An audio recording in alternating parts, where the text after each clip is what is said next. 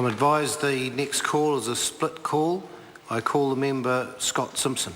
Thank you very much, Mr Speaker. It's a pleasure to be back here in the 51st Parliament of New Zealand and to be giving the first speech in this Parliament that I've had an opportunity to do. I want to commence by congratulating you, sir, Mr Speaker, and to your other presiding officers for your election to office and for the good work that you do on behalf of the Parliament of New Zealand.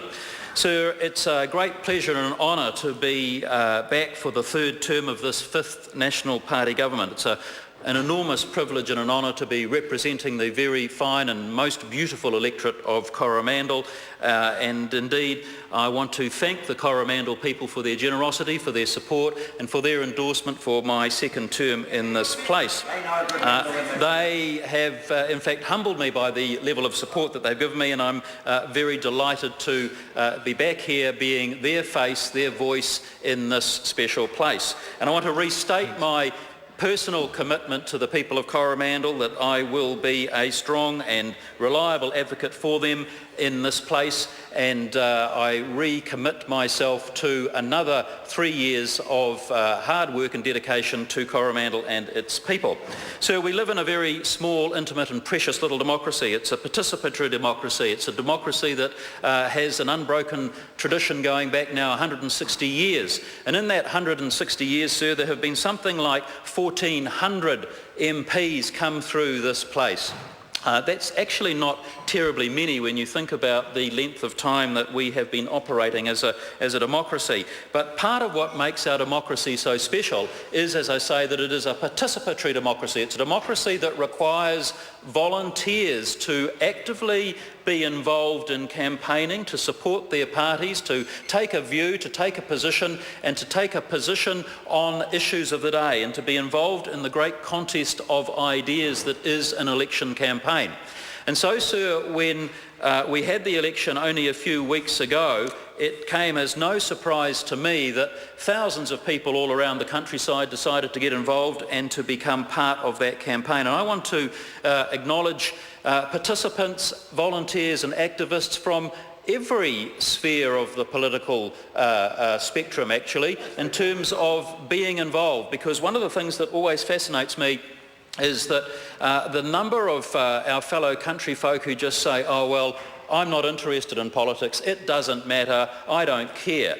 Those are the people, sir, who I find are most frustrating in terms of our democracy, because they should care, it is important, and they should take part in it.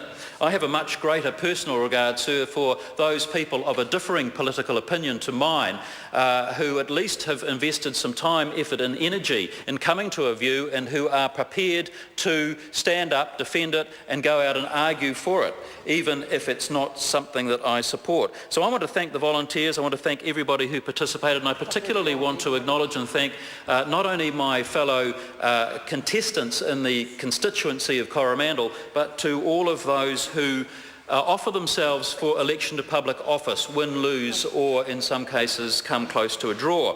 Standing for Parliament is a big deal and it is a big commitment, but it's important for the sake of our democracy that in fact people do offer themselves to Parliament. So I want to just comment on a couple of things in relation to how this government, this third term government of the fifth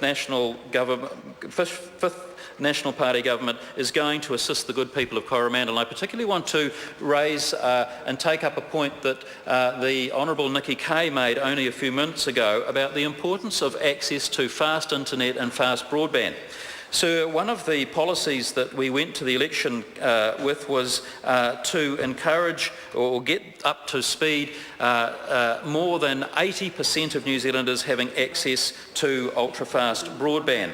And so that means that in my community there will be towns like Te Aroha, Whitianga, Thames, Pairoa, Katikati and Waihi who will be eligible for contention in terms of further ultra-fast broadband rollout. Now that's going to be a bid process, and I know that those communities will be stepping up to the opportunity and the challenge that is offered by the benefits that come with ultra-fast broadband. Further, sir, there's going to be an increased spending in the extension of the Rural Broadband Initiative, and another $150 million will be invested by this government in extending that Rural Broadband Initiative.